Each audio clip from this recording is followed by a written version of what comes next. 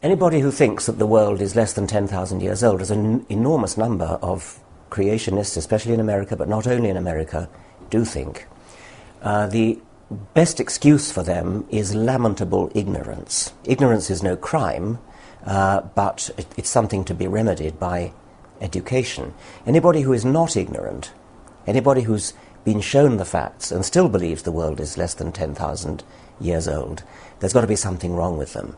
To give an idea of the magnitude of the error, to believe that the world is less than 10,000 years old, given that we know the world is actually 4.6 billion years old, it's equivalent to believing that the width of North America, right across from New York to San Francisco, is less than 10 yards.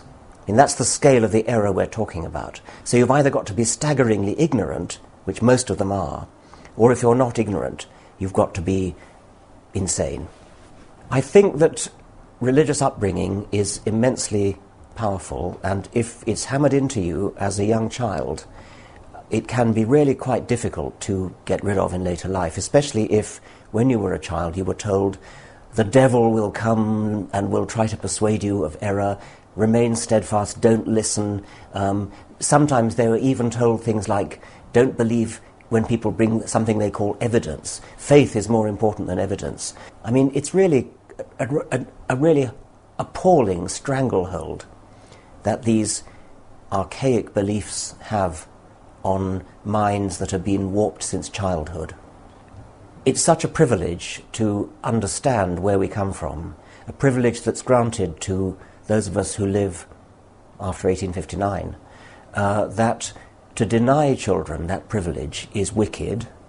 It's a deprivation which should not be visited on any child when the truth is so staggeringly exciting. It really is an enormously exciting thought that we are cousins of all living creatures, that we have a history of 4 billion years of slow, gradual evolution. Just think about 4 billion years of slow, gradual history. That's not something we can easily take on board, but the effort of doing so is well worth it. It's such a beautiful thought that we are the heirs of 4 billion years of maybe 3.5 billion years of evolution, and that we are cousins of all living things.